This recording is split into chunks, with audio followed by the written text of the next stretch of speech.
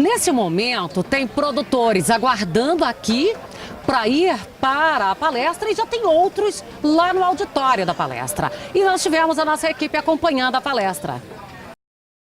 Produtores, técnicos e engenheiros agrônomos participaram da palestra realizada pelo pesquisador da Embrapa Soja de Londrina, França Neto.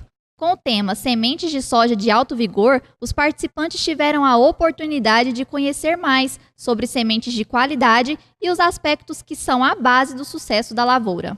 O início da lavoura deve ser feito com dois aspectos que são primordiais levando-se em conta. Primeiro, começar a lavoura com a semente da maior qualidade possível, com alta germinação e alto vigor, e também utilizando uma semeadora de alta precisão. Com essa combinação, semente de alta qualidade e uma semeadora muito bem ajustada de alta precisão, a gente vai ter o estabelecimento de uma população de plantas adequadas e a população composta de plantas de alto desempenho que são provenientes de uma semente de alto vigor.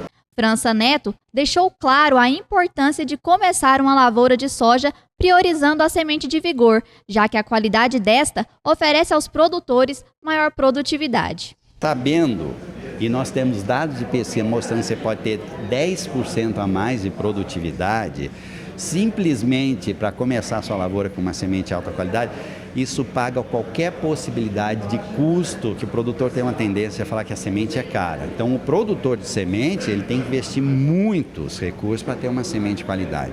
Então, eu não tenho dúvida que compensa, e compensa financeiramente, começar uma lavoura com uma semente de alta qualidade. E eu conversei com França Neto aqui nesse espaço.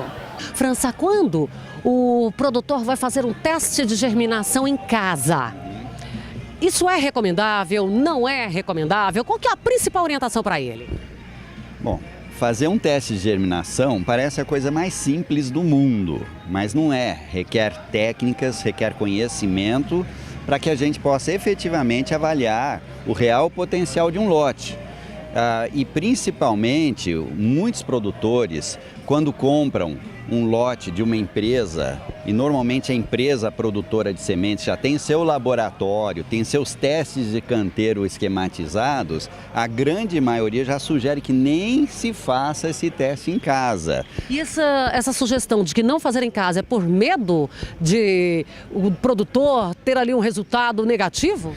Normalmente, não querendo falar mal, mas o produtor não domina a tecnologia de se fazer o teste em casa. Então, normalmente ele faz numa horta ou num canteiro. Isso fica errado. Isso fica errado. E um dado interessante, se você pegar a mesma amostra e der para 10 produtores diferentes, cada um fazendo e acha que está fazendo certo, nós podemos ter 10 resultados diferentes. Então, qual que é o que está certo? Eu vou dizer que talvez um ou outro, 20% dos 10, 2 em 10, vão fazer alguma coisa compatível. Então, é a questão da profundidade de semeadura, o nível de cobrimento da semente, quantidade de água que a gente põe de mais, põe de menos.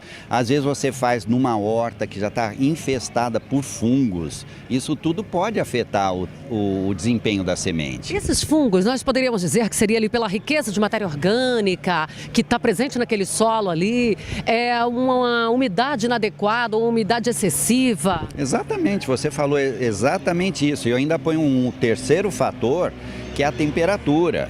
Às vezes você tem uma temperatura no início da primavera mais baixa, não é o caso aqui no Brasil Central, mas no sul do Brasil isso é muito corriqueiro, tem uma frente fria, altas temperaturas. E aqui no Brasil Central, uma condição de alta temperatura pode também afetar o teste de germinação. A gente pode estar naquele momento ainda do clima muito seco, que é comum também na nossa região. Um clima muito seco e o grau de umidade da semente muito seca. Quando ela sai do armazém, na época, pouco antes da semeadura, é normal, porque aqui o cerrado tem condições da entre-safra muito seca, a semente vai perdendo umidade. E se a gente planta, semeia, põe no solo uma semente e irriga logo em seguida, isso vai dar o que a gente chama de um dano de embebição. Eu já ia te questionar agora, eu posso molhar ali, irrigar para eu fazer esse teste? Então, o que a gente sugere? Planta hoje à tarde e irriga no dia seguinte. Isso já é uma dica que a gente dá e o sementeiro sabe disso. O produtor, a tendência é plantar e já jogar uma água em cima.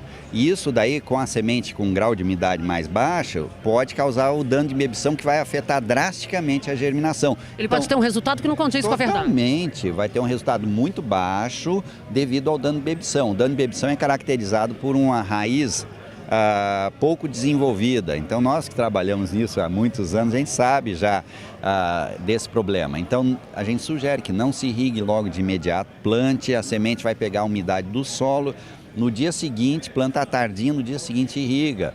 E tem os problemas que você já mencionou, temperatura, profundidade, compactação superficial, os fungos patogênicos que já podem estar no solo do canteiro, da horta, onde o produtor vai fazer.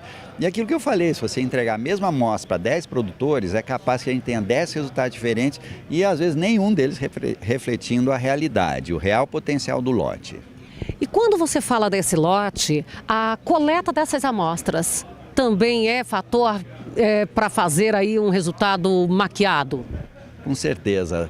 Quem trabalha com sementes, o produtor de sementes, para coletar uma amostra do lote, tem um procedimento estatístico, tecnológico pré-estabelecido.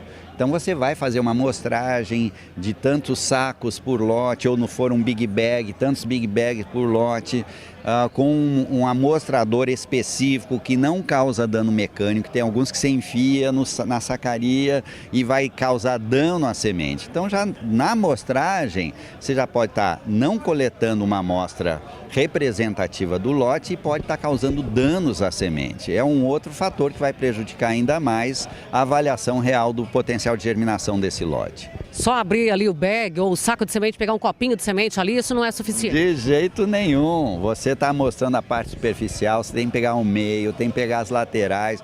Então tem toda uma tecnologia por trás para começar, e essa pergunta sua foi muito interessante, porque você tem que começar com uma semente representando o lote, né? E a quantidade de sementes para eu fazer? Basta eu colocar ali umas 5 sementes, 10 sementes, ou colocar num vaso, porque às vezes eu não levei para a horta, mas eu tenho um vaso de plantinha lá do meu jardim. Claro que não. É lógico que você vai ter que ter um número mínimo, né?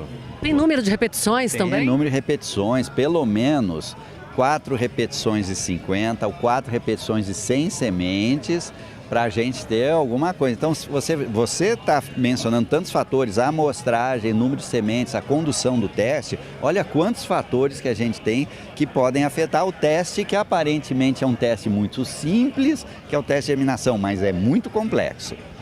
Ou seja, o ideal mesmo é que ele não faça em casa, na fazenda, essa amostragem, esse teste de germinação, que ele tenha pessoas capacitadas, empresas de credibilidade.